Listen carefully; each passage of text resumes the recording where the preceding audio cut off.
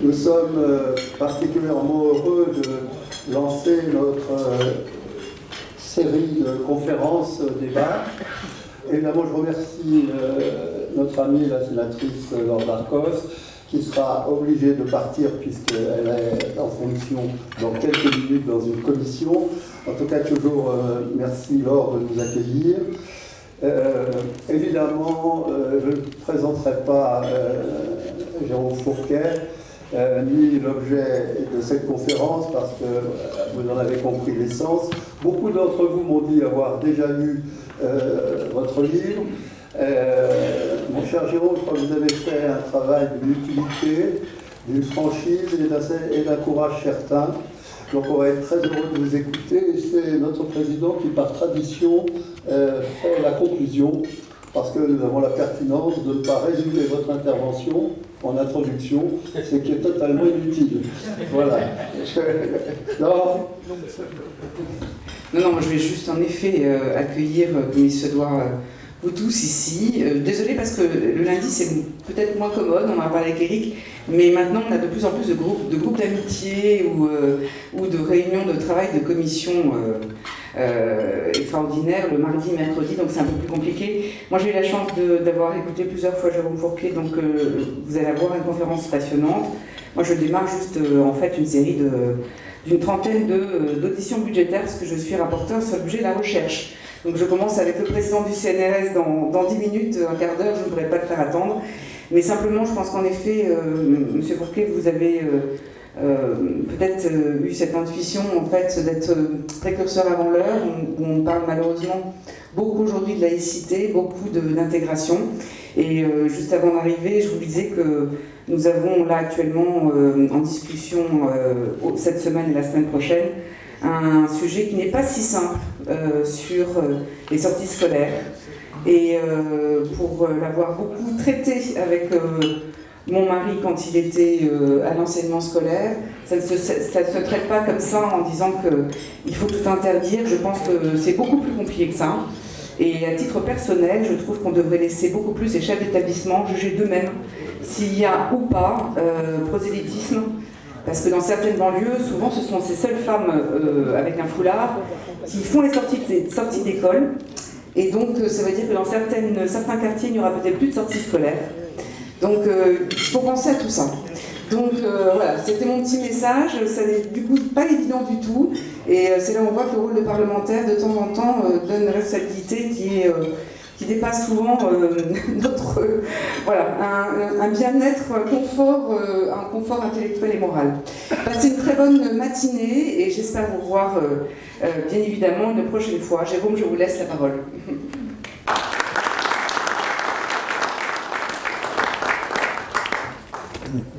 Merci Madame la Sénatrice. Bonjour à toutes et bonjour à tous. Merci pour votre invitation. Donc dans délai imparti et correspondant à celui d'un petit déjeuner, je vais essayer de résumer à grands traits les différentes thèses que je défends dans ce livre, L'archipel français. Juste peut-être pour introduire, je vais revenir un petit peu sur la genèse de ce livre, la réflexion a été lancée au lendemain de l'élection présidentielle de 2017, présidentielle puis les législatives qui ont produit un véritable Big Bang électoral. Moi, ça fait plus de 20 ans que je travaille en institut de sondage, à l'Institut IFOP, et donc j'avais une fenêtre d'observation privilégiée pour observer les évolutions de la société française, mais là on a été particulièrement servi, si je puis dire, en termes d'évolution en 2017, et donc j'avais eu à cœur d'essayer de comprendre en profondeur ce qui s'était passé, et au fur et à mesure qu'avec mon co-auteur Sylvain Montornac, nous avons commencé à gratter les choses, on s'est aperçu qu'effectivement, tout cela n'était pas le fait d'un simple accident de mise en conformité d'un certain nombre de planètes. C'était plus profond que ça, et un petit peu comme le saumon qui remonte le cours de la rivière, on s'est dit qu'il fallait aller aux sources de tout cela. La thèse centrale, une des thèses centrales du livre, puisque la dernière partie traite des questions électorales, qui est ma zone de compétence historique. La thèse centrale, c'est que ce à quoi on assiste depuis 2017, et puis avec un nouvel épisode aux dernières européennes en 2019, n'est que, somme toute, une mise en conformité tardive du paysage électoral avec la réalité sociale, économique et culturelle du pays. Dit autrement, les soubassements sur lesquels reposait le clivage gauche-droite depuis très longtemps ont complètement été rebattus, voire disloqués. Et donc, il était illusoire de penser que nous resterions durablement sur cette configuration politique. Quand on regarde les choses avec un recul un petit peu d'historien, on peut faire l'hypothèse que la société française, politiquement et culturellement, s'est structurée depuis la Révolution française sur l'affrontement de deux blocs, deux grandes matrices qu'on a identifiées sans trop de difficultés, on n'est pas les premiers à le faire bien évidemment, à savoir une France catholique, un bloc catholique d'un côté, et de l'autre côté qui lui faisait pièce et qui s'est construite contre ou en réaction le bloc républicain et laïque. Quand un historien, M. Dupeux, dans les années 50, travaille sur la compréhension des élections très politiques de 1936, qui voit la victoire du Front populaire, il a sous les yeux la carte du vote en faveur des partis du Front populaire et il essaie de comprendre à quoi renvoie cette carte, au point de vue social et culturel. Et donc on est dans les années 50, et donc il se dit, mais en dernière instance, ce sont les classes sociales qui conduisent tout cela, structurent tout cela, et Front populaire, les grandes grèves de 1936 à la suite de l'élection, cette carte eh bien, doit renvoyer à la présence ouvrière dans les différents départements français. Et donc il bâtit cette carte de la proportion d'ouvriers par département, et puis de manière très dépitée, il est obligé de constater qu'il y a une grave discordance entre les deux cartes. Alors il ne se décourage pas et il dit mais non, en fait nous ne sommes que dans les années 30, la catégorie socio-professionnelle, on ne parlait pas comme ça à l'époque, mais qui est la plus importante à ce moment-là, ce sont ce qu'on appelait les cultivateurs, alias les paysans. Et donc il dit en fait la carte du Front populaire doit être le symétrique ou le négatif au sens photographique de la présence paysanne. Et puis là aussi il dresse la carte de la France paysanne et il s'aperçoit que ce n'est pas le symétrique, loin s'en faut, de la carte du vote pour le Front populaire. Et donc il cherche d'autres explications et il finit par aller chercher la carte de la pratique religieuse, carte pratique religieuse catholique à l'époque, qui pour le coup, il y a quelques exceptions, mais ressemble quasiment point pour point au symétrique de la carte du vote pour le Front populaire. Et donc on est bien sur cet affrontement historique, alors qu'on rappelle, on a évoqué la laïcité à l'instant, les élections de 1936, contrairement à d'autres, à l'époque, ne se font pas sur la question religieuse, la question de la laïcité ou la question de l'école. Elles sont sur des sujets beaucoup plus politiques, la montée du fascisme en Europe, les conflits de classe, etc. Et pour autant, en dernière instance, c'est bien cette opposition entre une France catholique d'un côté et une France républicaine et laïque qui va structurer les votes. Si on prend juste le cas du vote pour le Front populaire, on a cette capacité du coup d'agrégation qui va permettre à des blocs, enfin des sous-ensembles de constituer un bloc cohérent avec, en caricaturant une alliance des communistes ouvriers du Pas-de-Calais, des socialistes SFIO vignerons du Midi Rouge, et puis de petits fonctionnaires radicaux socialistes, par exemple de l'Île-de-France.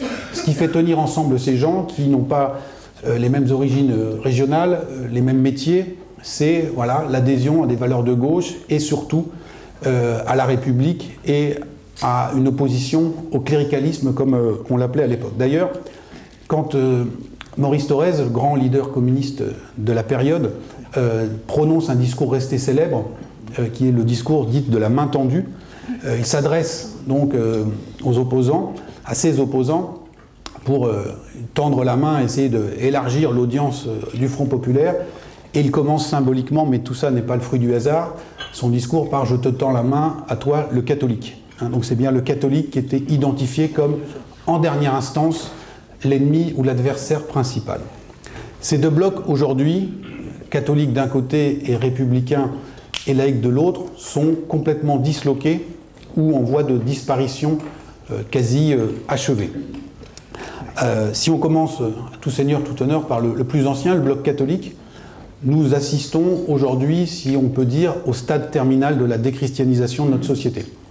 Bien évidemment, beaucoup d'auteurs bien plus capés que moi ont travaillé de longue date sur cette question de la déchristianisation et de la sortie de la religion, pour reprendre la formule célèbre de Marcel Gauchet.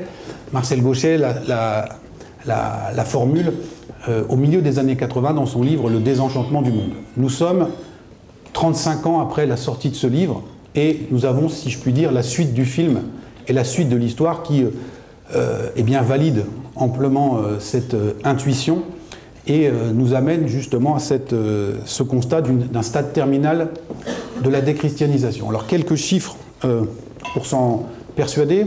Alors petit point de méthode, on s'est appuyé sur une boîte à outils pour travailler dans ce livre. Une boîte à outils qui comprend 3 types d'instruments. D'une part, on a fait assez simple de notre point de vue. On s'est appuyé notamment sur des données de sondage, puisque l'IFOP est une vieille maison qui a été créée en 1938, donc on a une banque de données historique assez fournie.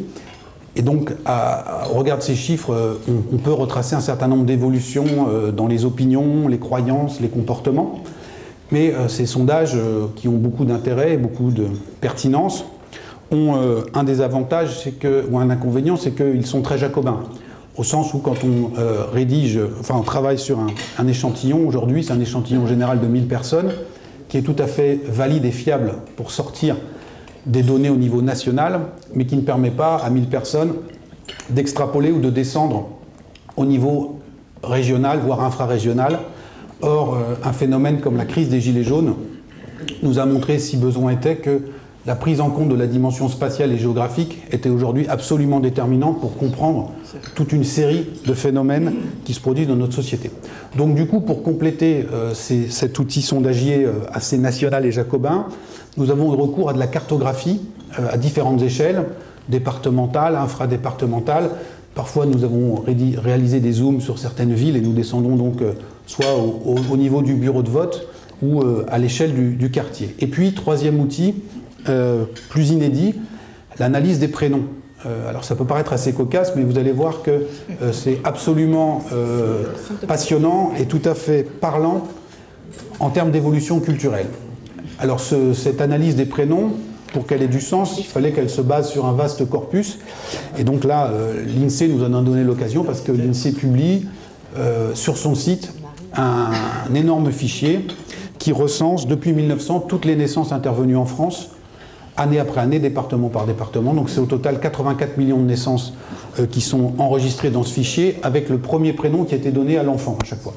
Et donc on a passé tout ça au tamis. Donc je referme la parenthèse méthodologique, mais vous allez voir pourquoi. Pour se figurer ou pour prendre conscience de l'ampleur du phénomène de déchristianisation, on va utiliser 2 de ces outils. Le premier, donc, c'est l'outil sondagier. On a retrouvé dans les archives de l'IFOP un sondage qui date de 1961, donc avant le Concile de Vatican II, qui, comme vous le savez, a fait changer beaucoup de choses dans l'Église. À l'époque, 35% des Français interrogés par l'IFOP indiquent aller à la messe tous les dimanches ou plus. Pour mesurer les évolutions, nous avons vendu à La Croix, qui a été courageux, parce qu'il savait que les résultats ne seraient pas forcément très favorables à la cause, la reconduction du même sondage en 2012. Nous avons reposé, du coup, pour pouvoir comparer les questions et les résultats, les questions étaient reposées à l'identique. Et ça fait drôle en 2012 de demander aux gens s'ils allaient à la messe tous les dimanches ou plus, mais il fallait pouvoir comparer les choses terme à terme. Le résultat qu'on obtient en 2012, c'est 5%. Donc en 55 ans, nous sommes passés de 35% de catholiques pratiquants en France à 5%. Alors vous allez me dire, mais dès les années 60, la France catholique ou la France pratiquante est déjà minoritaire. Et vous avez raison. Mais comme on dit à la bourse, à 35%, vous êtes une sacrée minorité de blocage. Vous pesez encore très très lourd, vous êtes majoritaire dans des pans entiers de la société, et il y a un réseau, un tissu d'associations, d'écoles, de fondations, une presse, tout un écosystème, tout un bloc culturel qui va avec. De la même manière, à 5%, les catholiques français pratiquants n'ont pas disparu du paysage. Ils sont bel et bien encore présents et certains se sont fait entendre assez récemment et notamment pas très loin d'ici. Pour autant, à 5%, ils ne sont plus qu'une des îles ou un des îlots de l'archipel français, alors qu'il y a 2 générations, ils en étaient l'un des piliers constitutifs. Ce phénomène de déchristianisation, il va bien plus loin que l'analyse du simple taux de remplissage des églises le dimanche. C'est toute une influence culturelle et peut-être même des conceptions anthropologiques qui se sont évanouies ou qui sont en voie de bouleversement ou de dislocation. Sur l'influence culturelle, on peut, pour première manifestation dans cet exposé, convoquer le cas des prénoms. Si on prend au hasard un prénom très connoté culturellement et religieusement, le prénom de Marie, en 1900, une petite fille sur 5 qui va naître en France, donc 20% exactement, s'appelait Marie, va s'appeler Marie. Donc 1 sur 5, c'est quand même beaucoup, et il s'agit d'une moyenne nationale. Ici, en région parisienne, où la déchristianisation a été très précoce, on est déjà à 10% seulement de petites filles naissant cette année-là qui vont se voir donner le nom de Marie. Mais dans toute une série de provinces françaises où le catholicisme est encore très ancré, les taux sont beaucoup plus élevés. On prend au hasard le cas du Finistère ou des Vosges. Dans ces départements-là, c'est une petite fille sur 2 qui reçoit le prénom Marie en 1900. Donc vous voyez la force d'imprégnation du catholicisme qui, jusque dans le cœur des familles françaises, va conditionner ou orienter le choix des prénoms. Pour ceux que ça intéresse, pour les garçons, manifestement, c'était le prénom Jean qui jouait cet office avec un taux de petits garçons qui reçut ce prénom en 1900 qui était de 16%. Quand on regarde comment les choses ont évolué pour les maris, nous sommes aujourd'hui à 0,3% des naissances de petites filles en 2016 qui reçoivent ce prénom de Marie. Donc vous voyez là aussi, à l'aune des prénoms, comment l'influence culturelle du catholicisme s'est évaporée, alors là sur une période plus longue, mais de manière très spectaculaire, puisqu'on est passé de 20 à 0,3%. Mais il faut pousser, je pense, l'analyse un cran plus loin, et j'ai parlé d'influence culturelle, mais aussi de conceptions qu'on pourrait qualifier d'anthropologiques, hein, c'est-à-dire des grands considérants que la longue histoire nous a légués, et cette longue histoire, elle porte bien évidemment l'influence de la culture ou de la matrice judéo-chrétienne, et conditionne eh bien, sur la longue période le rapport qu'on avait à la mort, le rapport qu'on avait au corps, le rapport à la sexualité, ou bien encore la hiérarchie des espèces entre l'homme et l'animal. Tout ça, qu'on soit laïque ou non, était hérité de cette longue histoire et n'était pas en débat. On était un peu comme en mathématiques, quand on pose un certain nombre d'axiomes ou de postulats, il y a des axiomes qui n'étaient pas débattus. Pendant des millénaires, on a enterré les morts en France. Aujourd'hui, vous regardez les pratiques et le déclaratif, par exemple dans les sondages de l'IFOP, une majorité de nos concitoyens souhaitent se faire incinérer. Je parlais du rapport au corps ou à la sexualité. Sous nos latitudes, l'Église ne s'était pas très mobilisée là-dessus, mais elle était assez hostile à la pratique du tatouage, par exemple, hein, puisqu'on y voyait une réminiscence de type païenne, et donc l'aspiration à l'universel et à l'unité s'accordait assez mal avec cela, et il y a même un paragraphe dans la Bible, l'Ancien Testament, dont voilà, qu'on a reçu, le corps a été créé à l'image de Dieu, donc il est hors de question de le toucher ou de le modifier. Aujourd'hui, 18% de la population française est tatouée, hein, 18%, donc je vois des regards dans la salle. Je peux comprendre. Parmi les personnes de 65 ans et plus, le taux de tatoués est de 1%. Donc, si nous n'avons pas fait notre service militaire dans la marine et que nous n'avons pas eu la chance d'aller dans les îles lointaines, ou si nous n'exercions pas à l'époque où on se fait tatouer, c'est-à-dire à la sortie de l'adolescence, des professions particulières, il n'y a aucune chance qu'on soit tatoué. Parmi les enfants, les petits-enfants de ces 65 ans et plus, on est à 30% de tatoués. Vous voyez le changement profond dans le rapport au corps. Il y a aujourd'hui, d'après le fichier Sirène, 4000 artisans tatoueurs en France. Et donc, avant la réforme de la carte cantonale, ça faisait un tatoueur par canton. Hein, donc si vous avez des attaches provinciales, vous pouvez voir dans certaines galeries marchandes ou certains centres-villes des salons de tatouage qui ont pignon sur rue. Donc là aussi, on voit la vitesse avec laquelle les choses ont changé. Autre élément plus en lien avec l'actualité, j'ai parlé à l'instant de la hiérarchie, la distinction entre l'homme et l'animal. Alors là, très directement hérité de cette culture judéo-chrétienne, disant voilà, l'homme, l'animal a été créé par Dieu, mais pour être au service de l'homme. Donc, l'animal en tant que créature divine doit être respecté, mais au bout du bout, on a le droit de le manger et de s'en servir. Bon, cette conception a été complètement intégrée dans les mœurs et dans notre culture et n'a jamais été questionnée jusqu'à il y a une quinzaine ou une vingtaine d'années. Aux dernières élections européennes, un parti animaliste s'est présenté sans tambour ni trompette, avec une affiche présentant un petit chat et un petit chien, et a fait 2% des voix, c'est-à-dire 400 000 suffrages, quand, à titre de comparaison, nous y reviendrons, le Parti communiste, sans l'ombrelle mélenchoniste, fait 2,5% des voix. Donc moi j'ai commencé il y a 20 ans dans les sondages, un peu plus maintenant. Si on m'avait dit qu'il y a un parti animaliste ferait le score du PC, j'aurais été relativement pantois à l'époque.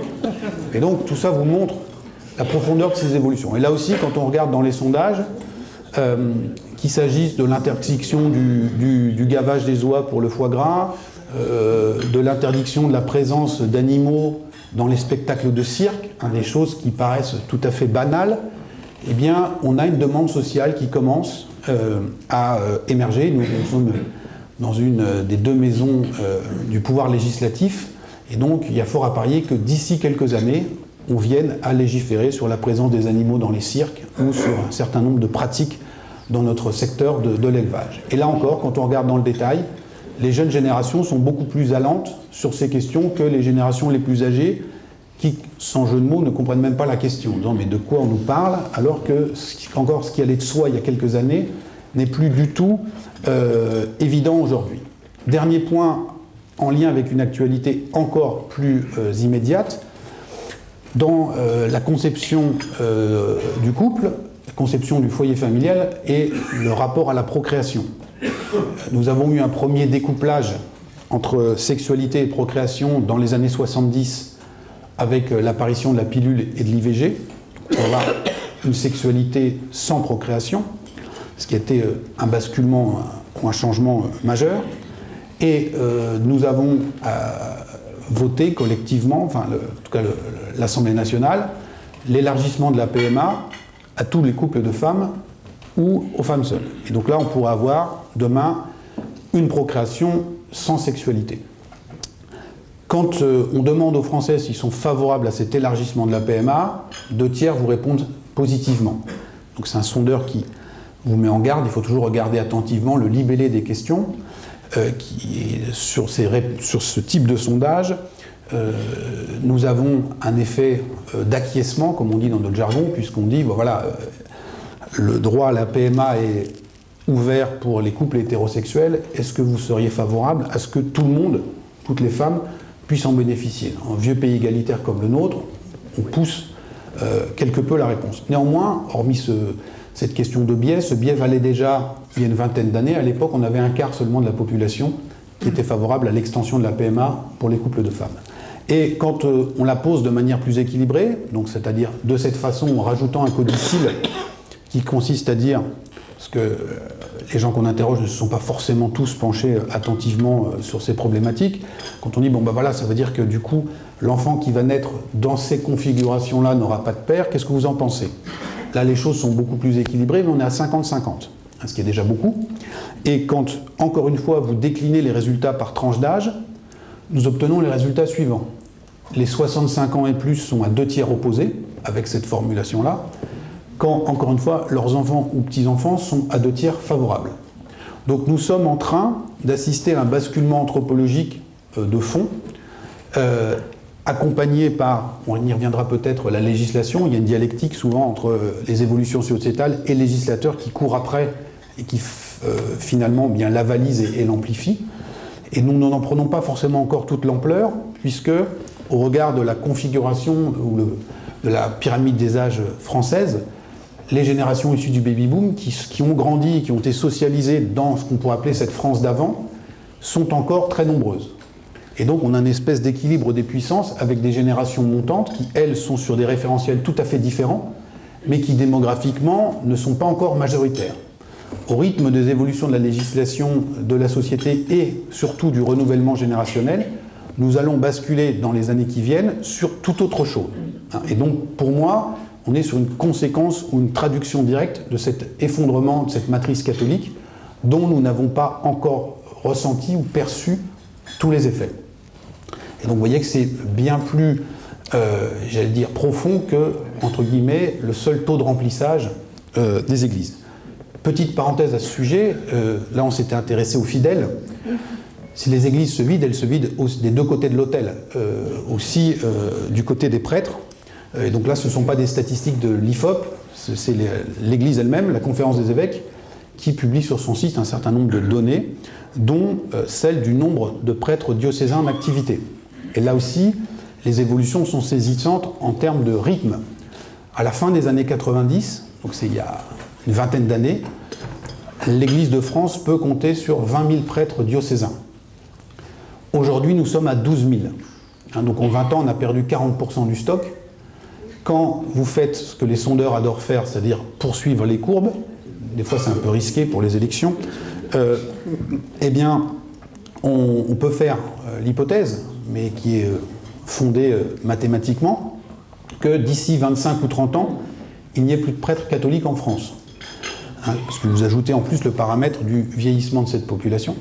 Alors, ce schéma purement mathématique sera sans doute, et il est déjà, en partie contrebattu par l'action de l'épiscopat qui va recruter des prêtres dans les pays du Sud pour maintenir un volume de prêtres en activité minimal, et donc ça se stabilisera peut-être autour de 6 ou 7 000 prêtres, avec un retournement dont l'histoire a le secret, puisque ces prêtres viendront du Sud, et qu'on rappelle qu'en 1900, à l'époque où une petite fille sur 5 s'appelle Marie, la France, fille aînée de l'Église, envoie à elle seule, ou fournit à elle seule, 70% des missionnaires que Rome envoie partout sur la planète porter la bonne parole.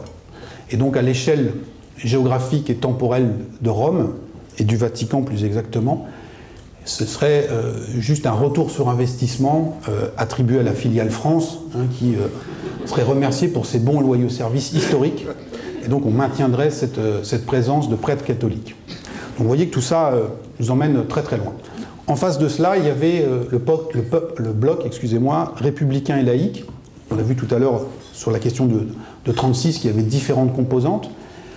Mais la composante principale, électoralement, idéologiquement et sociologiquement, depuis les années 30, de ce bloc, a été la matrice communiste, qui a pesé très très lourd.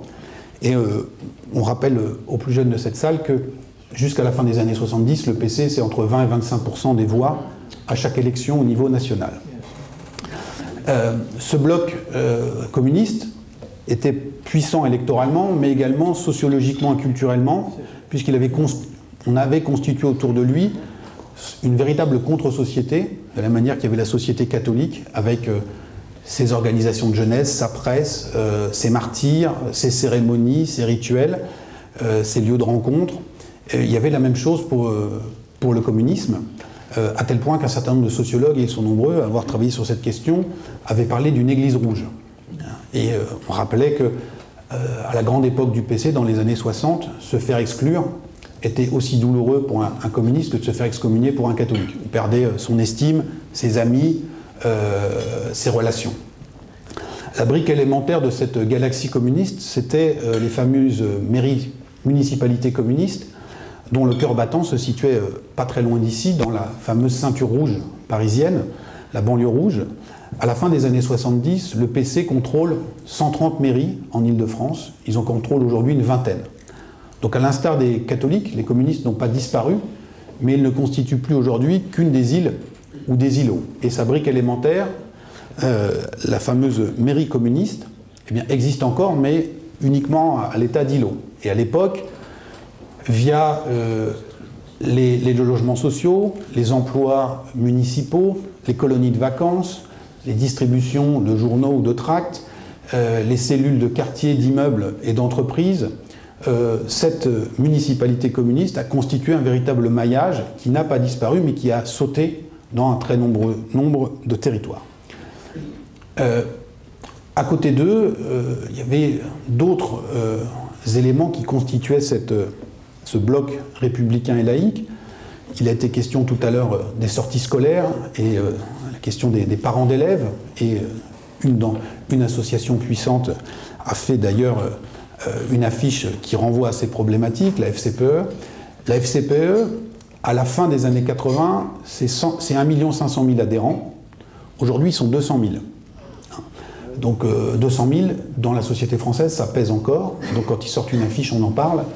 Mais c'était 1,5 million il y a 25 ou 30 ans. Donc là aussi, vous voyez que tout ça, c'est délité. Du coup, sans se jeter de laurier, les gens qui ont eu l'honneur de travailler à l'IFOP avant nous, dans les années 60, avaient la part beaucoup plus belle que nous, en tout cas plus simple. Sur notre fameux échantillon de 1000 personnes, on avait 350 individus qui allaient à la messe tous les dimanches et 250 communistes. En général, ce n'était pas les mêmes. Donc sur 1000 personnes, on avait déjà 600 individus affectés dans 2 cases.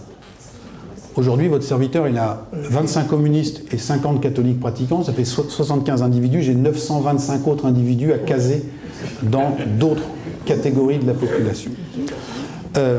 Donc vous voyez que ces 2 piliers se sont disloqués, il y en a d'autres, alors pas forcément des piliers, mais des couches qui donnaient une certaine homogénéité culturelle à la société française. On peut là une nouvelle fois convoquer les prénoms pour prendre la mesure de la dislocation ou de la fragmentation de ces couches culturelles qui donnaient une cohésion, une cohérence à la société française. En s'appuyant sur le fichier de l'INSEE, on a pu calculer le nombre de prénoms différents utilisés chaque année en France pour dénommer les enfants qui naissaient. De 1900 à 1950-45, on a tourné avec un stock de 2000 prénoms différents, garçons-filles, qui suffisaient au bonheur des familles pour dénommer leurs enfants. Le fichier de l'INSEE ne remonte pas avant 1900, mais des travaux d'historiens, notamment ceux menés par Jacques Dupaquier et ses équipes, ont montré qu'on était à peu près sur le même stock de prénoms différents pour tout le 19e siècle. Alors tout ça n'est pas complètement le fait du hasard, il faut là encore remonter historiquement, et on trouve comme fondement juridique, qui a pesé beaucoup, il y avait cette cohérence culturelle, mais il y avait aussi des arguments juridiques, ou des ingrédients juridiques à cette situation. Napoléon, qui s'occupait de beaucoup de choses, avait fait appliquer une loi en 1803 qui définissait de manière très précise les prénoms qui étaient éligibles à l'état civil en France. Et donc il ne s'était pas embêté en disant « sont éligibles les prénoms qui figurent au calendrier ». Et donc on retombe sur notre matrice catholique, puisque comme vous le savez, les prénoms sur le calendrier sont des prénoms de saints. La France étant un pays bien organisé et bien administré, dans toutes les communes de France, je veux dire les paroisses, toutes les communes, les officiers d'état civil ont appliqué la consigne à la lettre, et donc on a eu, eh bien, sur la longue période, donc de Napoléon jusqu'à 1945, le même stock de prénoms. Dans les années 60, nous observons que nous commençons à passer à 3000 prénoms différents utilisés. Donc l'éventail s'ouvre en dépit du maintien en vigueur de cette loi. Et le phénomène s'emballe dans les années 80, fin des années 70, années 80, on passe à 5, 6 000, 7 000 prénoms différents. À l'époque, le cumul des mandats est encore en vigueur, et donc nombreux députés sont aussi maires, et voient bien que leurs officiers d'état civil sont affolés et s'arrachent les cheveux face aux demandes de plus en plus diverses qui arrivent sur leur bureau tous les jours. Et donc, en 93, pour s'adapter à une autre évolution sociétale, on décide d'abroger une des plus vieilles lois en vigueur dans notre arsenal juridique et législatif, qui est cette fameuse loi Napoléon sur les prénoms. Ce faisant, on emballe encore davantage le phénomène et nous arrivons à 13 000 prénoms différents utilisés chaque année ces dernières années. Donc on est passé de 2000 en 1945 à 13 000 aujourd'hui. Sachant que dans sa grande sagesse, l'INSEE met de côté 50 000 naissances en moyenne par an, qu'elle classe dans un fourre-tout qui s'appelle prénom rare. Alors on a été regarder ce qu'était un prénom rare d'après l'INSEE, et donc le prénom rare pour l'INSEE, c'est un prénom qui va être donné au mieux 2 fois dans l'année en France. Donc 50 000 enfants portent un prénom qui est donné au mieux 2 fois dans l'année en France. Je vous redonne les ordres de grandeur. Nous enregistrons à peu près en ce moment 760 000 naissances en France par an, 380 000 garçons, 380 000 filles, pour faire court. Et donc si vous êtes en prénom rare, eh bien vous êtes seul avec éventuellement un autre individu de votre promotion, de votre cuvée, sur 380 000 à porter le même prénom. Donc là, il y a une médaille à donner à vos parents, parce qu'ils ont très bien travaillé pour trouver un prénom qui sera trouvé par aucun autre. Donc on peut prendre des prénoms très anciens, très lointains, les inventer de toutes pièces, ou en prendre des existants qu'on, comme on dit en bon français, customise, c'est-à-dire qu'on va enlever une lettre, on va en rajouter un accent. Ce qui compte, c'est que l'enfant se distingue et soit unique. Vous voyez bien là aussi une rupture anthropologique majeure, ou culturelle en tout cas. Historiquement, on donnait souvent le prénom des grands-parents aux enfants, puisqu'il s'agissait d'inscrire l'enfant dans un héritage, dans une lignée, dans une filiation. Aujourd'hui, ce qui compte, c'est la distinction et la démarcation. Quand je dis la démarcation, je m'appuie sur des travaux d'autres sociologues qui ont travaillé sur le prénom, qui disent « Le prénom doit permettre à celui qui le porte de s'identifier au groupe auquel il aspire appartenir ou ressembler, et de se distinguer des autres groupes ou des groupes de ceux dont il veut se distinguer, ou dont on veut qu'il se distingue. » Puisque ce choix des prénoms, c'est complètement ouvert, éclaté, mais on ne fait pas n'importe quoi, et ce n'est pas une société d'individus.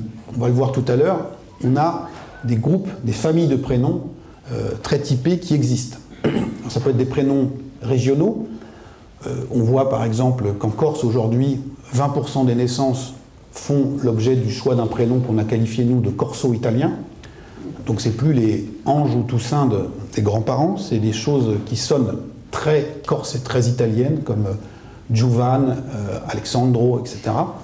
Et tout ça date de la fin des années 90, et vous verrez dans le livre que c'est assez concomitant de la montée en puissance du vote nationaliste, qui fait ses meilleurs scores dans l'électorat jeune corse, qui est passé à l'université de Corté, dont les 5 syndicats étudiants sont nationalistes, donc ils font 100% des voix, et donc dans quelques années, quand ils auront des enfants, il y a fort à parier que ces enfants portent ces prénoms. On a la même chose à un degré moindre en Bretagne, et où on voit, au moment du printemps breton, dans les années 70, un réveil culturel, le groupe de musique Triane, la sortie du livre de Pierre-Jacques Ezélias, Le Cheval d'Orgueil, etc., etc. Au plan politique, l'apparition du FLB, la revendication régionaliste, on voit les prénoms décoller, les prénoms bretons décoller en Bretagne. Et puis ça redescend après dans les années 90, puisqu'on a la loi libéralisant le choix des prénoms, donc ces prénoms bretons sont aussi en concurrence avec des prénoms qui viennent de beaucoup plus loin, du grand large, et donc cette proportion descend, mais se maintient quand même. Et ce qui est intéressant dans le cas breton, c'est que quand on trace la courbe de l'évolution du nombre de prénoms bretons en Bretagne, et qu'on fait le même exercice avec les prénoms bretons en Loire-Atlantique, il y a un taux qui est moins élevé, mais là, les deux courbes vibrent quasiment, totalement au même rythme. Elles sont parallèles. Quand ça monte en Bretagne, ça monte en Loire-Atlantique. Quand ça baisse aussi. Et donc, très modestement, à l'aune des prénoms, on peut trancher une question épineuse en disant que la Loire-Atlantique fait partie de la Bretagne, puisque cette courbe, elle n'est pas du tout la même en Mayenne, qui géographiquement est aussi proche de la Bretagne administrative que la Loire-Atlantique. Donc on voit bien qu'avec ces prénoms, il se passe beaucoup de choses. De la même manière, on voit que si le prénom Marie n'est pas revenu, j'allais dire, en odeur de sainteté ou en vigueur, eh bien on a d'autres prénoms qu'on a qualifiés, nous ne sommes pas les seuls à les appeler comme cela, des prénoms catholiques traditionnels ou BCBG, qui retrouvent un certain engouement, des Sixtines, des Foulques, des Omblines. Eh bien aujourd'hui c'est 5% des naissances féminines, et quand on fait la carte, on voit apparaître les Hauts-de-Seine, les Yvelines, le Nord avec l'Île et la Gironde avec Bordeaux. Donc chaque île et îlot de l'archipel français plante son drapeau, et son drapeau c'est notamment le prénom, pour se démarquer ou se différencier. On voit aussi dans la communauté juive que, notamment ces familles qui ont été rapatriées d'Afrique du Nord, que les Patrick et autres, très en vogue dans les années 60, ont disparu au profit de prénoms beaucoup plus hébraïques et beaucoup plus bibliques depuis une vingtaine d'années. Donc voilà, présenté à grands traits, les éléments de fragmentation de la société française, une fragmentation culturelle. On va rentrer maintenant davantage, et dans le délai imparti, et je vais essayer dans des éléments plus sociologiques, mais qui, vous voyez voir, sont également liés. Je vais en détailler trois. Le premier fait l'objet d'un chapitre au titre un peu provocateur qui est la sécession des élites.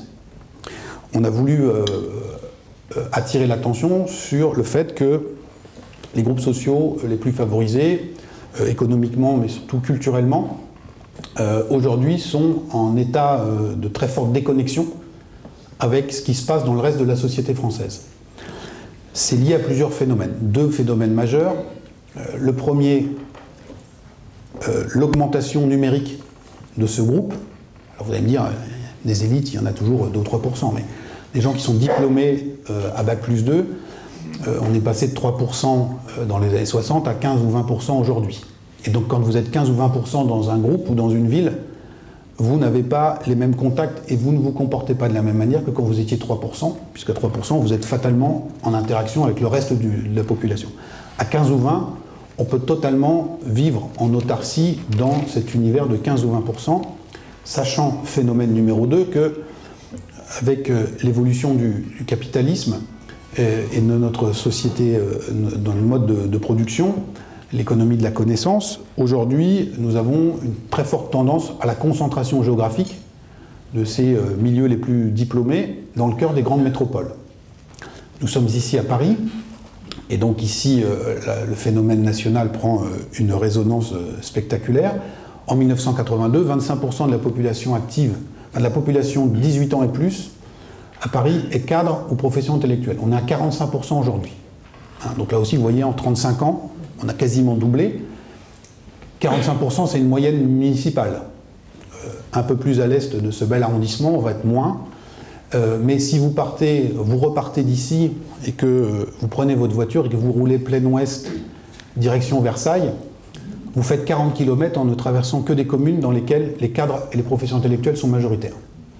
Donc ça crée un énorme terrain de jeu, un lieu de vie, un écosystème où vous avez les écoles, les clubs de sport, les lieux de travail, les théâtres, les commerces, où on peut vivre de manière très confortable sans jamais sortir de cette bulle. Le phénomène n'est pas uniquement francilien, on a la même chose par exemple à Lyon. Alors, il n'y a pas de règle est-ouest, mais là aussi quand on monte vers le nord-ouest, quand on quitte Lyon vers les Monts d'Or, on a sur une quinzaine ou une vingtaine de kilomètres à peu près le même type de communes. Ce phénomène de déconnexion, il s'est appuyé sur, ou il a été développé, rendu possible par d'autres événements, d'autres évolutions de notre société, qui ont fait qu'un certain nombre de lieux ou d'institutions qui permettaient notamment, quand on était jeune, de côtoyer ou de se frotter à d'autres groupes sociaux, soit ont disparu, soit sont en crise. Alors, on pense spontanément et assez logiquement au service militaire. Nous avons célébré et commémoré le décès de Jacques Chirac, qui avait suspendu, non pas supprimé, suspendu, mais il est quand même assez douteux qu'on revienne un jour à ce modèle, la conscription. Nous avons tous, dans nos familles et entourages respectifs, des cas d'exemption non totalement justifiés, d'affectation privilégiée, mais qu'un cas, au moment des années 80, en vitesse de croisière, avant que le système entre en crise et que Chirac décide de le supprimer, les statistiques qu'on a pu consulter montraient que 2/3 d'une classe d'âge masculine, ce qui est beaucoup, faisait son service. Alors encore une fois, en officier, en sous-officier, dans telle ou telle région, c'était pas forcément la même chanson pour tout le monde, mais tout le monde allait, enfin 2/3 d'une classe d'âge masculine allait à l'armée. Si bien que aujourd'hui, quand vous discutez avec des gens, des messieurs d'un certain âge et d'une certaine condition sociale, ils vous disent que la seule fois de leur vie où ils ont rencontré un fils de paysan ou un fils d'ouvrier ou de métallo, c'est dans leur chambrée à l'armée. pour leurs enfants, leurs petits-enfants, ce type de rencontre n'est plus possible. Autre institution, l'école, on en a parlé tout à l'heure, qui permettait un relatif brassage. C'est beaucoup moins vrai, notamment dans les grandes métropoles, où le contournement de la carte scolaire est devenu un sport national, et où, par exemple, à Paris, quand on s'appuyait sur des travaux d'économistes, vous faites un graphique avec la proportion de boursiers dans les 130 collèges parisiens et que vous mettez une couleur sur les établissements qui sont privés et ceux qui sont publics, ça se voit comme le nez au milieu de la figure, il y a une espèce de fossé qui est abyssal. On retombe là sur, notamment, la dislocation de notre matrice catholique. Quand un édifice se disloque, il reste toujours des blocs. Et il y a un bel héritage de cette matrice catholique, c'est son réseau d'écoles, absolument important, puisqu'elle permet de scolariser à peu près 15% d'une tranche d'âge, ce qui est énorme, 15 à 20%. On a dit tout à l'heure que 5% seulement des Français allaient à la messe tous les dimanches, donc il manque des clients. Et donc du coup, de manière inconsciente et non voulue, le recrutement de ces écoles qui jusqu'à la fin des années, au début des années 80, au milieu des années 80, au moment de la fameuse manif de 84, se faisait encore beaucoup sur une base confessionnelle. Aujourd'hui, elle se fait d'abord et avant tout sur une logique sociologique et culturelle. Et donc, dans les grandes métropoles, on a une colonisation de l'enseignement libre ou privé par les familles de CSP+. Et donc, on a ce brassage qui fonctionne beaucoup moins. Alors, c'est pas aussi vrai dans certaines zones de province, notamment dans l'Ouest, où on a encore, notamment au milieu rural, un certain brassage. Mais, entre guillemets, là où ça se passe, dans les grandes métropoles, là où les évolutions et la dynamique est la plus forte, on a une segmentation qui s'autopère. Autre institution qui concernait l'enfance et la jeunesse, les colonies de vacances. 4 millions de gamins en colo dans les années 60, elles n'ont pas disparu, mais on a 800 000 aujourd'hui. 800 000.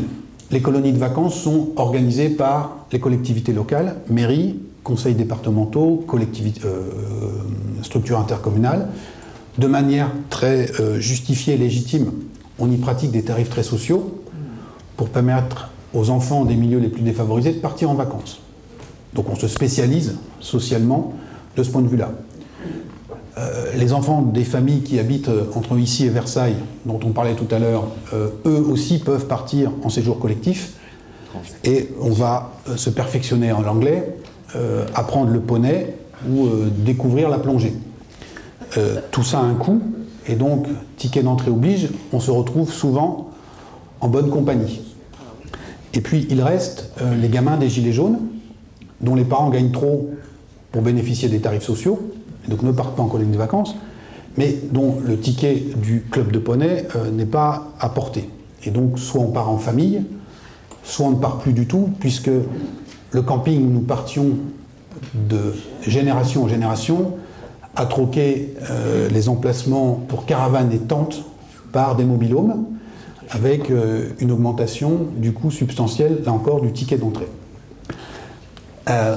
Face à ce phénomène de sécession des élites, pour moi, le stade ultime, c'est l'expatriation, l'exil fiscal, c'est-à-dire qu'on est déjà dans un référentiel post-national. Sur cette question du rapport au national, c'est là aussi intéressant. Comme on dit dans les polars, il faut suivre l'argent. Quand vous regardez la stratégie de campagne qui a été adoptée par les candidats de la primaire de la droite pour lever des fonds, puisqu'il n'y a pas de financement public, ils sont tous allés à Zurich, à Genève, à Bruxelles, à Londres et à New York. Ils ont été suivis en cela par Emmanuel Macron, qui est allé 6 fois à Londres pendant la campagne. Ce n'était pas uniquement pour parler du Brexit. La Commission nationale des comptes de campagne a publié des statistiques qui ont montré que les sommes collectées par Emmanuel Macron, par son équipe de campagne à Londres, équivalaient à l'intégralité des sommes qui avaient été levées en province. Donc la big money française est aujourd'hui, pour beaucoup, à l'étranger. Et à l'inverse, je reviens aux Gilets jaunes, vous avez vu de très nombreux drapeaux français sur les ronds-points, dans les manifs, mais aussi beaucoup de drapeaux régionaux. Alors, des drapeaux bretons, il y en a tout le temps, hein, partout. Même pour un PSGOM, il y aura un drapeau breton. Donc. Mais prenons des drapeaux des Flandres, Bourguignon, Berrichon, c'est moins fréquent. Regardons aussi les images de ces manifestations où beaucoup de ces gilets jaunes avaient écrit au marqueur noir sur le dos de leur gilet le numéro de plaque minéralogique de leur département. Je suis du 45, je suis du 6-0. Hein. Donc cette population, aujourd'hui, elle est encore dans un référentiel départemental ou national, quand le haut de la pyramide est déjà dans un référentiel post-national. Les enfants de ces milieux font des écoles d'ingénieurs ou de commerce, de management maintenant, où il y a partout l'année de césure, où beaucoup des cours sont en anglais. Et sur les ronds-points, une des revendications qui a fait le plus florès, c'était la taxation du kérosène. Et donc en langage gilet jaune, ça dit taxer au même niveau le kérosène des avions des bobos qui les prennent le week-end que le gasoil que je mets dans ma Dacia pour aller bosser tous les jours. Hein, donc il y a, comme dit le sociologue britannique David Goodhart qui a travaillé sur le Brexit, il y a les people from somewhere, les gens de quelque part, et les people from anywhere, ceux de nulle part ou de partout. Ça, c'est une faille majeure de notre société. Quand ces gilets jaunes et le peuple des ronds-points a vu Nicolas Sarkozy et François Hollande accéder à la présidence de la République, ils ne se sont pas identifiés. Ils savent bien que ces gens venaient d'un autre monde que partout en France, sur les ronds-points, on sait ce que c'est que Neuilly. Mais quand, au bout de quelques mois, ils les voyaient à la télé annonner péniblement quelques phrases en anglais un soir de G20, les gilets jaunes étaient rassurés en disant « bon, ils sont aussi nuls en anglais que nous, donc ils font partie de la famille ». Cette identification n'est plus possible avec Emmanuel Macron, hein, qui est totalement à l'aise, si ce n'est fluent in English. Donc on a bien cette déconnexion qui est très forte. De l'autre côté de la pyramide sociale, nous avons parlé, nous, d'une autonomisation culturelle et politique, idéologique des milieux populaires.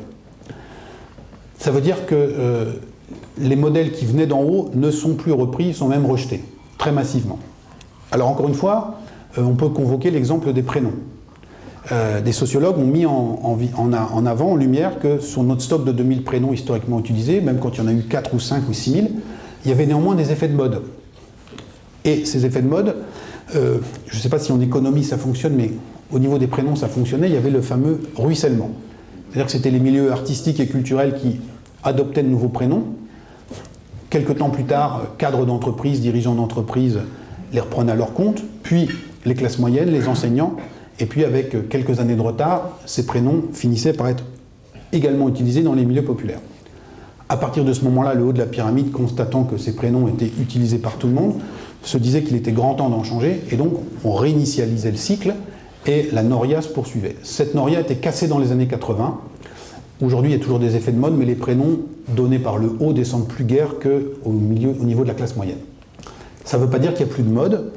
Il y en a une particulièrement spectaculaire et massive qui s'est déployée dans les années 80-90, qui était l'engouement pour les prénoms anglo-saxons.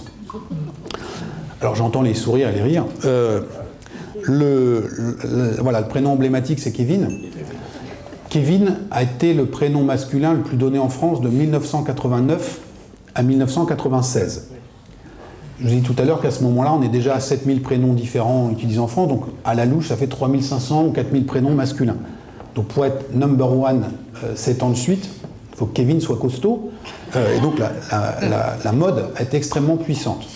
Nous avons donc au total, au compteur, 160 000 Kevin aujourd'hui en France. Et donc vous ajoutez les Dylan, les Brian, les Jason, etc., etc. Vous voyez bien évidemment quelle est la source d'inspiration. La world culture américaine, anglo-saxonne, les séries télé, les films, les rockstars, les sportifs. Sauf que quand on fait la carte et qu'on se livre à une analyse sociologique, cette mode, pour massive qu'elle ait été, n'a concerné que certaines régions et que certains milieux sociaux. Si on reprend notre voiture, entre ici et Versailles, on va assez peu croiser de Kevin. En revanche, on voit se dessiner toute une France du Nord-Est et du Sud-Est. Et donc comme nous sommes un peu déformés professionnellement à l'IFOP, on s'est dit, mais cette carte, on la connaît. Cette carte, elle ressemble beaucoup à la carte du deuxième tour de la présidentielle. En ce sens que les endroits où ces prénoms anglo-saxons étaient plus donnés dans la population masculine sont les endroits où Marine Le Pen a obtenu les meilleurs scores. Alors attention, corrélation n'est pas raison, on l'a appris à l'école, et c'est pas parce que deux cartes se superposent qu'elles ont forcément un lien les unes avec l'une avec l'autre.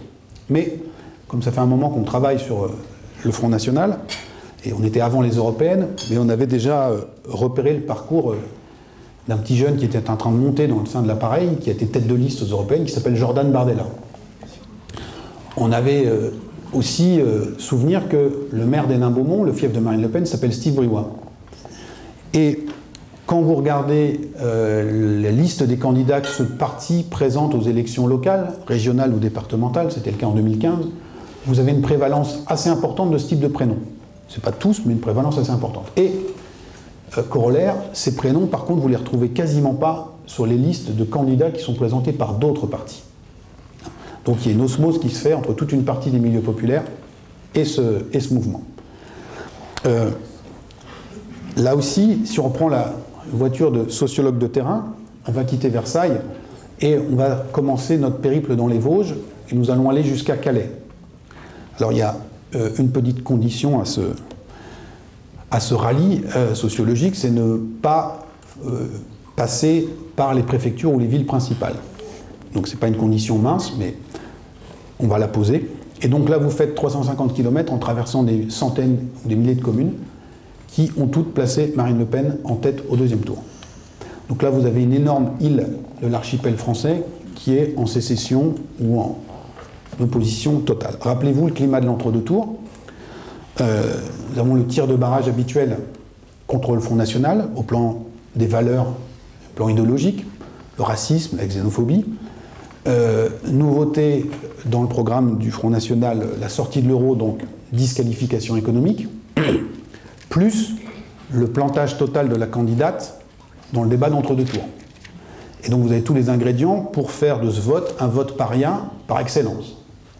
Et pour autant, toutes ces communes ont placé Marine Le Pen en tête au deuxième tour.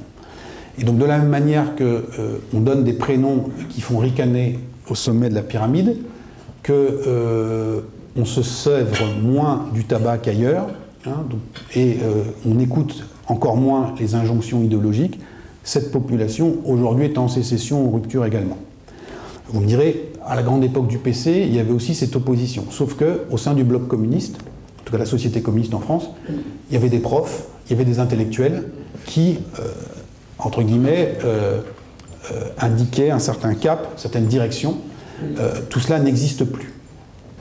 Donc vous voyez que la société française, par tous ces processus, il y en a d'autres, a, au cours de ces années, pris la forme d'un archipel, toute seule, hein, sans qu'il y ait d'apport ou d'ingrédients extérieurs. La dislocation était endogène, comme on dit. Mais pour que le paysage et le tableau soient parfaits, qu'on soit dans un vrai archipel, il faut ajouter un autre élément, un autre processus qui s'est déployé dans la même période, donc des années 60 à aujourd'hui, c'est celui de l'immigration, hein, qui est un phénomène majeur et qui a considérablement modifié la physionomie de la société française. Là encore, on peut s'appuyer sur les prénoms pour l'illustrer. De la même façon qu'on a regardé les prénoms anglo-saxons, corses ou bretons, on peut regarder ce qu'il en est des prénoms qu'on a appelés arabo-musulmans, donc c'est-à-dire qui se rattachent soit à l'islam, soit à des pays ou des aires géographiques où l'islam est majoritaire, donc le Maghreb, la Turquie et l'Afrique subsaharienne. C'est plusieurs milliers de prénoms différents qui se diversifient. On peut regarder le nombre de prénoms. Ce qui est le plus important, c'est de regarder le nombre d'enfants qui les portent, ou la proportion d'enfants qui les portent.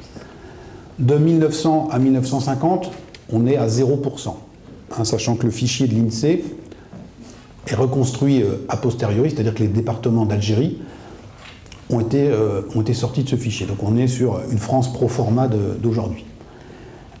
En 1960, ces prénoms représentent 1% des naissances. On est aujourd'hui à 19% des naissances, France entière. Donc là aussi, vous voyez la vitesse des processus. C'est-à-dire qu'en 50 ans, on est passé de 1 à 19, c'est colossal. Alors, plusieurs remarques là-dessus.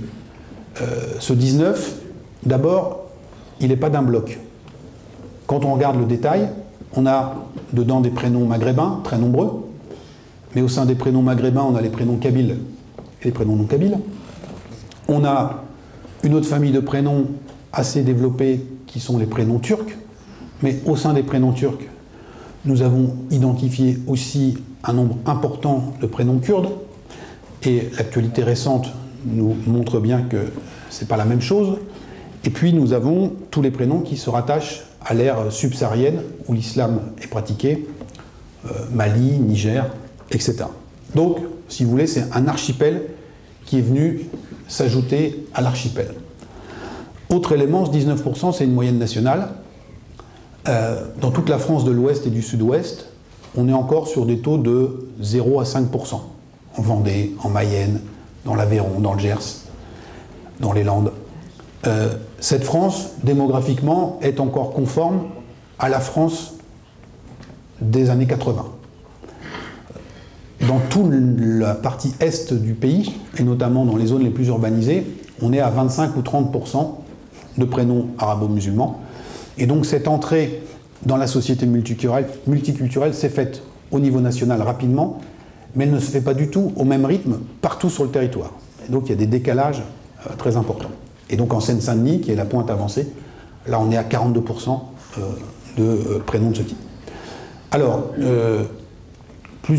dernier considérant là-dessus, de la même manière que recevoir le prénom Marie ne fait pas de vous fatalement une fervente catholique à l'âge adulte, recevoir le prénom de Fatima, Karim ou Mohamed ne fait pas forcément de vous non plus un potentiel musulman fervent à l'âge adulte.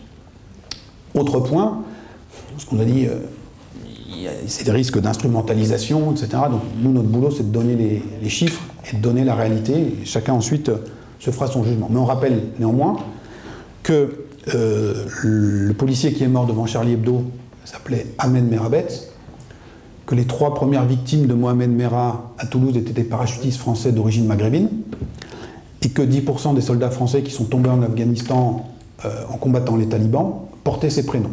Donc porter ces prénoms n'indique en rien un moindre degré de patriotisme, et beaucoup de ces porteurs ont payé le prix du sang, ce qui n'est pas forcément le cas de beaucoup d'autres de nos concitoyens. Cela étant dit, le fichier de l'INSEE remontant en 1900, on a pu regarder ce qui s'était passé pour d'autres vagues migratoires concernant le choix des prénoms.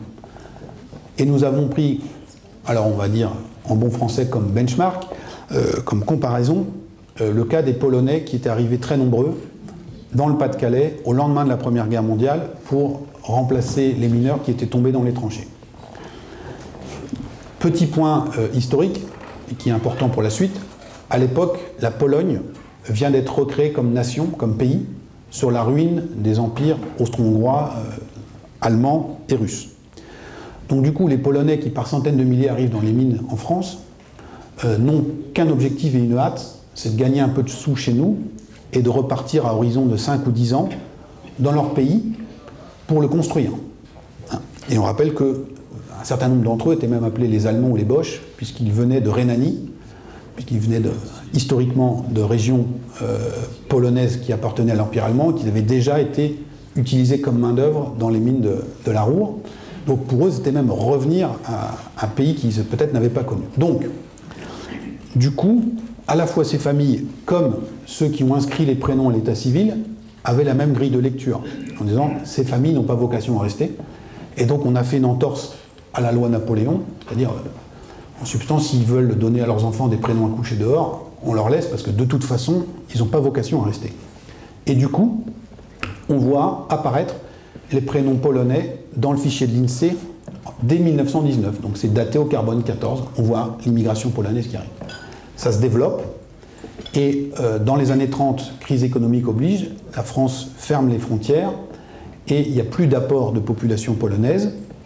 Et à horizon de 15 ans derrière, donc en 1945, nous voyons disparaître les prénoms polonais du fichier de l'INSEE dans le Pas-de-Calais. Donc tout ça n'a pas été facile, parce qu'on a une vision un peu idyllique et reconstruite aujourd'hui. On était sur 2 sociétés. Ceux qui étaient catholiques parmi les Polonais étaient venus avec leurs propres prêtres polonais, et ceux qui étaient de l'autre côté, parce qu'il y avait là aussi un bloc rouge, qui était communiste ou cégétiste, eh bien, la CGT, dans chaque puits de mine, avait une section française et une section polonaise. Et les équipes de mineurs, de fond, étaient constituées sur base nationale. Il y avait les Polacs et il y avait les autres. Donc ça ne s'est pas fait comme ça. Néanmoins, la puissance de la machine assimilationniste française a fait que, à horizon d'une génération, 25 ou 30 ans, les prénoms polonais ont disparu. Ça a été le même cas que les prénoms portugais dans les années 60-70. On voit sur le fichier de l'INSEE un pic de prénoms Pedro, Joao, Rui qui arrivent, donc on les date très bien. En 15 ans, ils ont disparu. Ce phénomène de disparition ne s'observe pas du tout pour la population issue de l'immigration arabo-musulmane. Génération après génération, et ce qui est tout à fait... qui interpelle beaucoup, c'est que beaucoup d'études ont montré que porter ces prénoms aujourd'hui dans la société française expose les porteurs à des discriminations très fortes pour trouver un job ou un logement. Pour autant, ces familles qui, sans doute, ont expérimenté dans leur chair ce type de discrimination, au moment fatidique, continuent très massivement de donner ces prénoms. Donc ça ne veut pas dire qu'il n'y a pas d'intégration. On a, je vous ai pris l'exemple des forces armées, on va regarder dans les hôpitaux, dans les écoles, dans les entreprises privées, cette population qui, à bas bruit, s'intègre économiquement et socialement. On rappelle à tous les Français de souche que le schéma classique de l'ascension sociale républicaine, c'est le petit-fils cadre, le fils prof et le grand-père agriculteur. Ça met 2 à 3 générations à chaque fois. Ces populations sont dans le même parcours et elles ont un handicap un peu plus important, la langue, l'origine, mais le phénomène d'intégration se fait. Néanmoins, la question de l'assimilation qui se traite notamment sur la question des prénoms ne s'observe pas dans ce public-là. Donc vous voyez un petit peu, et je m'arrête là, comment la société française, sur ses fondements, a complètement changé en l'espace d'une 50aine d'années, et par la force des habitudes familiales, on était de gauche, on était de droite, des institutions, un scrutin à 2 tours, de la présence militante et du maillage d'élus, le clivage gauche-droite a fait de la résistance. Mais, si vous voulez, il y avait une espèce de décalage dans le temps, c'est-à-dire qu'il a poursuivi sa route de manière autonome, alors même que le soubassement sur lequel, en dernière instance, il a été fondé, avait complètement été modifié. Donc il y a eu des secousses tectoniques, des signes avant-coureurs, 83-84, l'émergence du Front National, 92, le traité de Maastricht, avec une carte électorale qui ne ressemble à rien à celle historiquement léguée de l'affrontement gauche-droite, le deuxième tour de la présidentielle de 2002, le référendum de 2005, la présidentielle de 2007 où François Bayrou, quelque part, fait une version bêta 0 de l'offensive macronienne par le centre, il fait 18,5% des voix. Et puis, là, avec l'alignement des planètes, les problèmes de costume de M. Fillon, la fin de quinquennat problématique de François Hollande, les grandes forces sont fragilisées et l'offensive par le centre se déploie et devient victorieuse. Ironie de l'histoire, Bayrou donnant un coup de pouce décisif et apportant à Macron ce qui lui avait manqué à l'époque, c'est-à-dire un soutien extérieur. À l'époque, on avait dit à Bayrou, mais comment gouvernerez-vous? Il avait dit, vous verrez si je suis élu, j'aurai les CV en pile le lendemain sur mon bureau. Mais les Français étaient quand même assez méfiants, et donc il lui avait manqué quelques voix.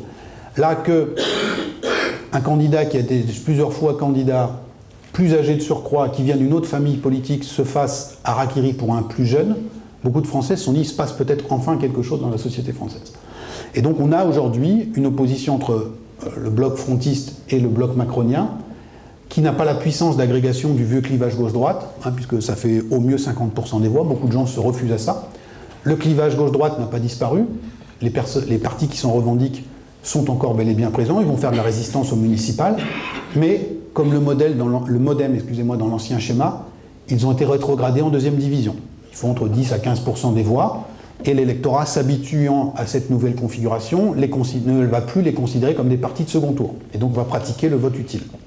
Donc on a, je pense, devant nous une période de grande instabilité électorale et politique, mais il ne peut pas en être autrement dans le cadre d'une société qui est sur le fond archipélisée, et donc du coup la photographie qui sort des urnes renvoie à ce haut degré d'archipélisation et d'instabilité. Alors je crois que j'étais un petit peu trop long, je m'en excuse.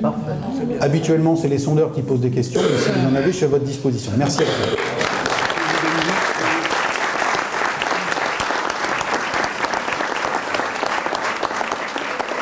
cher Jérôme, de voir que vos analyses sont percutantes et nous nous rendons compte évidemment de l'extrême puissance de ce que vous avez analysé et qui recoupe d'ailleurs d'autres analyses de ceux qui examinent la situation française, qu'ils soient sociologues. La deuxième chose, je rappelle qu'à l'issue de cette conférence, il y aura une courte séance de dédicace. Voilà, même je pense que certains ont déjà acheté votre livre, on vous demandera une dédicace. La troisième chose que je voulais dire, c'est que non seulement vous êtes un grand esprit français, mais vous avez un peu d'humour british. Et comme avec le Brexit, peut-être ils nous manqueront, nous vous remercions aussi de cela. Voilà. Alors, une tradition, c'est toujours le président qui conclut, mais comme on n'est pas à la conclusion, la première question est réservée au père Bernard Bourdin, qui est un grand spécialiste, professeur à l'Institut catholique de Paris, et grand spécialiste du bien commun. Il avait fait une conférence qui avait été, elle aussi, très appréciée. Donc, cher Bernard, je te passe la parole. Merci, Eric. Ce privilège, qui n'est pas un privilège clérical. Je connais bien Marcel Gaucher, donc ce sont des thèses sur lesquelles j'ai beaucoup échangé avec lui. Je suis un de ses anciens élèves, donc j'étais bien formé. Donc le désenchantement du monde, je sais ce que c'est, ainsi que la sortie de la religion. Au fond, vous avez tout on va dire, un théorème de la sécularisation, ce qui n'a rien de péjoratif de ma part, parce qu'on pense tout de suite au fameux théorème de la sécularisation de Carl Schmitt, que vous connaissez certainement, mais qui est pertinent, bien sûr. Mais alors, à partir de là, la question que je me suis posée, sur laquelle on va échanger, ne faut-il pas distinguer, déjà, c'est un premier point, ce qui relève d'une déchristianisation, ou même plus précisément d'une décatholicisation, de type spirituel, pratique religieuse, du croire, ce qui est la première des choses, en fait, même à la mi-18e siècle, déjà, en fait, la déchristianisation est quelque chose de tout à fait ancien, même s'il est encore très, très primitif, avec une décatholicisation, une déchristianisation beaucoup plus culturelle, et par suite anthropologique, et je dirais même politique. Vous parliez de minorité de blocage tout à l'heure. Alors ce sont deux choses à la fois liées, et en même temps qu'on ne peut pas confondre. Le problème, c'est qu'on n'a plus de tissu collectif, au fond, à partir de là, et la question que ça pose, ce sont les canaux institutionnels de la transmission d'une société, et qui ne sont pas forcément liés à un croire. En tout cas, un croire catholique, qui peuvent se fonder sur tout à fait autre chose. Et c'est la question, à mon avis, d'avenir qui se pose. Est-ce que nous allons être capables de retrouver des canaux collectifs, des médiations par l'école, par l'armée, etc., qui sont autant de moyens de recréer du collectif au sein duquel le catholicisme pourrait être joué sous sa partition. Voilà, on voit la question. Merci de ta question. Je crois que vous avez pris l'ampleur. Oui. Donc vous avez tout à fait raison d'insister, alors je ne l'ai peut-être pas fait assez, sur les différents stades ou les étapes en disant voilà, c'est le croire, après la fonction culturelle et puis in fine sociologique, religion, religaré, du catholicisme qui s'est délité, et donc les temps n'ont pas été les mêmes. Et donc, modestement, j'arrive en fin de parcours pour constater que tous les processus maintenant sont bel et bien enclenchés. Alors, deux choses. D'abord, si du coup on est sur le vide spirituel, on voit qu'aujourd'hui, ce vide n'est pas comblé et que chacun bricole quelque part dans son coin. Donc, on a des nouvelles spiritualités, bouddhistes ou asiatiques, développement personnel. D'une certaine manière, on pourrait revenir dessus, tout ce qui se passe aujourd'hui autour de l'écologie est en partie, ça peut être analysé en partie comme cela.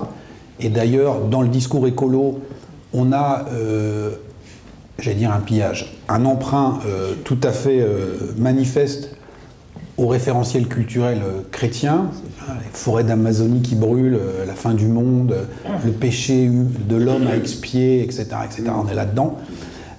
Donc, on voit bien qu'il y a un vide spirituel qui, d'une certaine manière, demande à être comblé.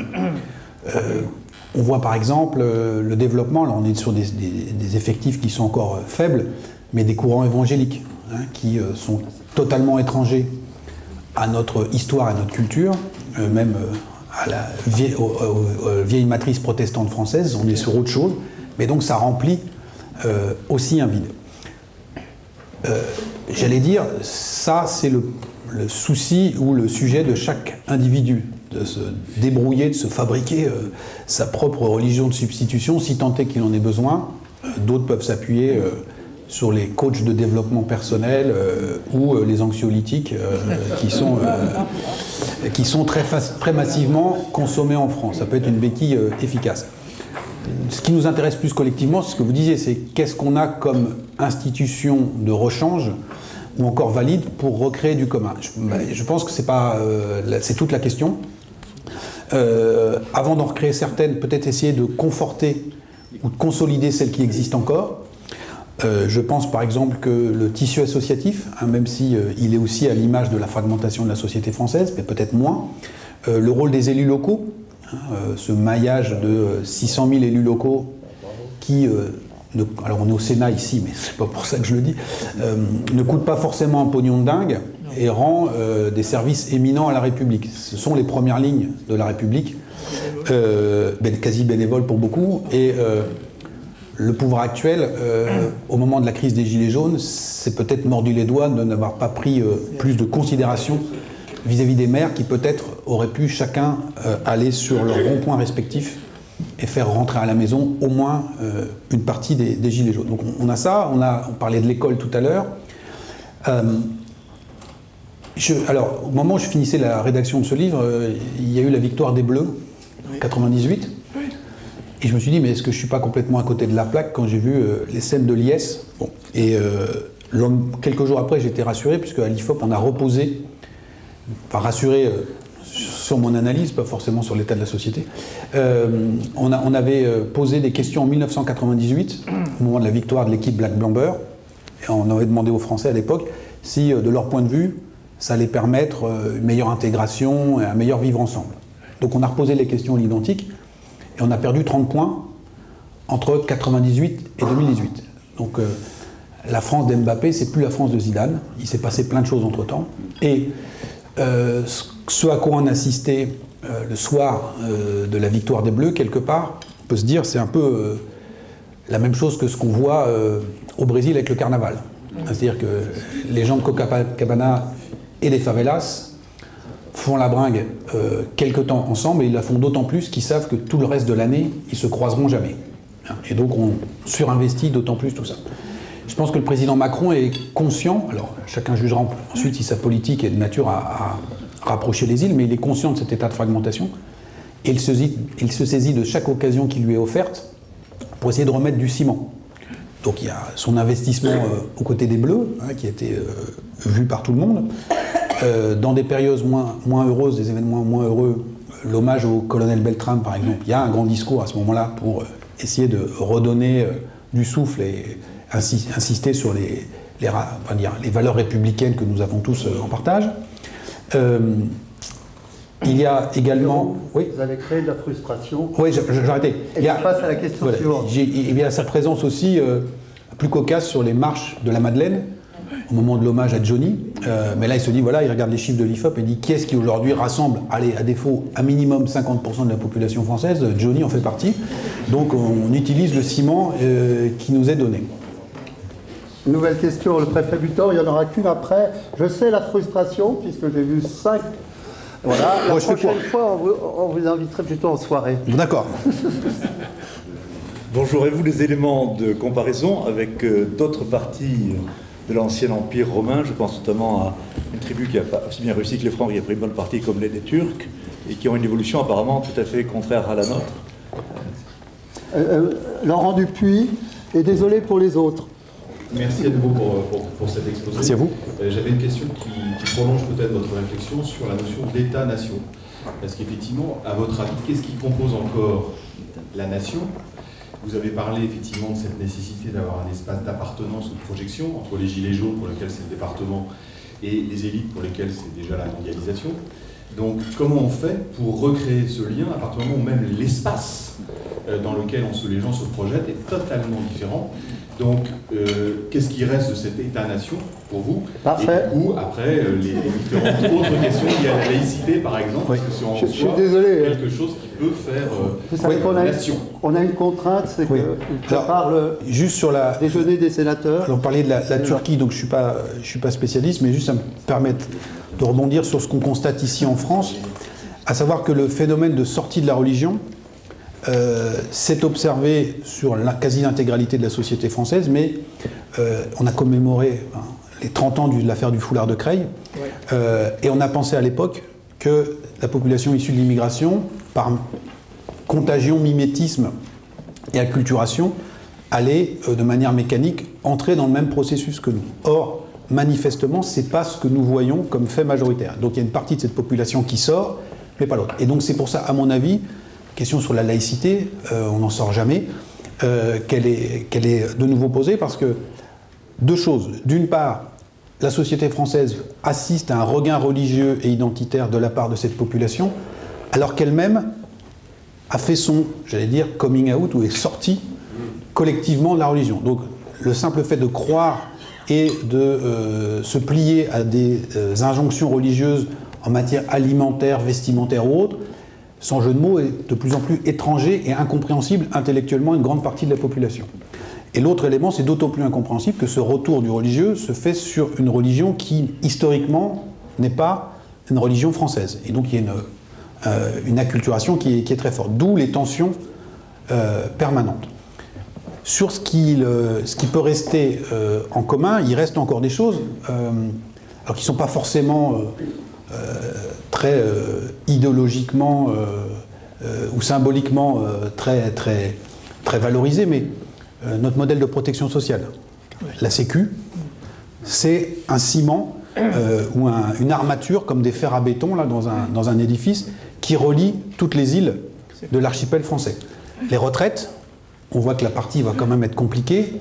Là aussi, ça touche quelque chose. J'ai parlé tout à l'heure des élus, des associations. Donc il y a un certain nombre, les services publics, d'acteurs qui aujourd'hui maintiennent encore, si on est dans la métaphore de l'archipel, des ponts et des passerelles entre les différentes îles. Ensuite, bien évidemment, il faut un supplément d'âme, parce que ça ne suffit pas. Et donc, il y a toute la question de l'école et de la transmission, de la langue, de l'histoire, des figures historiques. Et donc, c'est pour ça que là, on est sur de véritables combats ou de véritables enjeux. Je parlais tout à l'heure du président Macron, de sa, à mon avis, prise de conscience de cet état de fragmentation. Il s'est accroché bec et ongle contre son administration sur le service universel. Le ministère de la Défense dit nous, on a déjà Sentinelle, et s'il faut faire la garderie pour tous les gars du 9-3, c'est sans nous. Et Bercy dit on a vendu les casernes, ça va coûter un bras cette affaire, on n'a pas d'argent. Macron estime qu'il faut le faire. Alors après, ça va être sur 15 jours, c'est garçon-fille, c'est qu'une pâle copie du service militaire national de l'époque. Mais je pense que ça participe de cette volonté de recréer des lieux ou des moments où il y a une espèce de cohésion et de mixité qui s'opère. Et ensuite, vous parliez de surface projective, on a tout le discours politique. C'est sûr que si on est sur le référentiel de la Startup Nation, on n'est pas là sur un discours qui est de nature la plus fédératrice ou agrégative possible. Et donc très modestement, souvent on me demande qu'est-ce qu'il faut faire, donc moi je ne suis pas médecin, j'ai juste fait, un médecin au rabais, j'ai juste fait le diagnostic modestement, dire donc voilà, déjà partons du réel, en disant voilà, il y a ce degré de fragmentation et comment on remet du ciment entre les différentes pierres qui constituent l'édifice fissuré. Le concept d'État-nation, du coup. Le concept d'État-nation, alors, on me demande souvent... À la France, hein. Oui, alors on me demande souvent, est-ce que c'est pas commun tout ce que vous racontez à plein d'autres pays? Alors je dis si. La sécularisation, le communautarisme, les métropolisations, la mondialisation des élites, tout ça on l'a partout. La carte du Brexit, la carte du vote pour Trump, c'est les mêmes logiques géographiques que le deuxième tour de la présidentielle en France. À ceci près que beaucoup de pays fédérés ou multiculturels de naissance comme les États-Unis ont dans leur ADN des ingrédients, des outils pour gérer moins mal cette fragmentation. Nous, on était sur le schéma un et indivisible, alors qui n'a jamais été vrai, hein, parce que fin de la Première Guerre mondiale, en Bretagne, en Alsace, en Pays Basque ou en Catalogne française, 70% des parents parlent encore en langue régionale à leurs enfants. Grande époque des hussards noirs de la République, et après les tranchées, dans ces coins-là, c'est encore 70%. Mais il y avait quand même ce bloc unificateur qui était là. Et donc aujourd'hui, on est beaucoup plus déstabilisé que d'autres pays à cette fragmentation. Donc on peut se rassurer en disant que c'est global, mais on voit bien, quand vous parlez avec des Américains, des Britanniques, encore une fois sur cette question du foulard, ils disent mais c'est quoi votre histoire là avec... Parce que chez nous, c'est très différent en termes de construction que dans d'autres pays, et donc ce phénomène commun nous déstabilise ou nous met beaucoup plus mal à l'aise, nous fragilise beaucoup plus que ce qui se passe chez nos voisins qui ont aussi leurs propres difficultés. Merci, cher Jérôme. Merci à vous.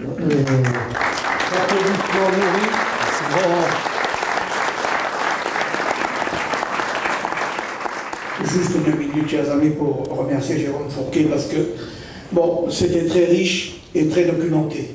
C'est normal, c'est un observateur. Alors, je dirais aujourd'hui que l'observateur-acteur, dans le monde moderne, pour vivre, il a besoin de 3 instruments. Un satellite pour voir très large, un microscope pour voir très petit, et tout, et une boussole. Alors, est-ce qu'on a tout ça? On a beaucoup d'observations. Elles nous emmènent toutes vers ce constat de l'archipélisation, de l'individualisme. J'ajouterais peut-être un point qui n'a pas été dit, c'est que dans ce monde où les transcendances, toutes, sont en chute libre, et où les institutions elles-mêmes sont en grande fragilité, il y avait jusqu'à présent qu'un cas, quelque chose qui faisait un lien commun entre les Français, c'est la société de consommation. En gros, on allait tous à l'hypermarché, même si on n'y achetait pas la même chose. Patatras, ça s'effondre aussi.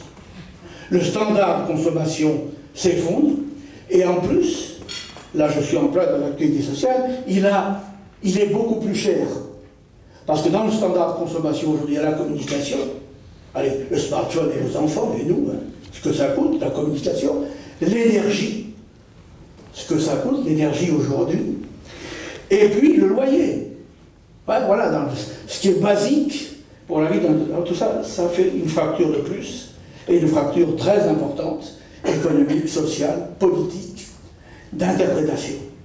Donc vraiment, bien, ce matin, on est devant un constat des fractures, dont nous parlons assez souvent ici, qui sont les nôtres.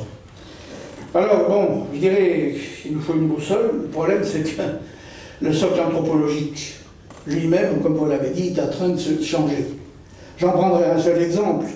À partir des lois de bioéthique que l'on vote en ce moment, on a bien l'impression que, bon, ça va passer parce que plus personne ne sait quoi dire là-dessus, en gros.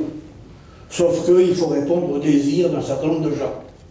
Et précisément, peut-être que le concept de dignité, qui a fondé à peu près tout le droit romain, tout le droit moderne, toute la philosophie, dont vous parliez, le corps sacré, hein, dans l'espace judéo-chrétien, ce concept de dignité lui-même est en train d'être revu par un autre principe qui s'impose petit à petit, qui est le principe du désir. Réaliser son désir. Avec l'individualisme, le communautarisme, enfin tous les groupes qui sont fondés autour de communautés de besoins et de désirs. Donc nous sommes sur un socle anthropologique extrêmement puissant qui bouge. Ce qui fait qu'aujourd'hui, ce qui est inquiétant, c'est qu'on aurait pu se dire que dans un pays comme le nôtre, fortement sédimenté, historiquement très construit, avec beaucoup de valeurs, on allait pouvoir replanter la société nouvelle dans ce socle sans bouger. Eh ben non. Pour planter les fondations, le sous-sol lui-même, il est malléable.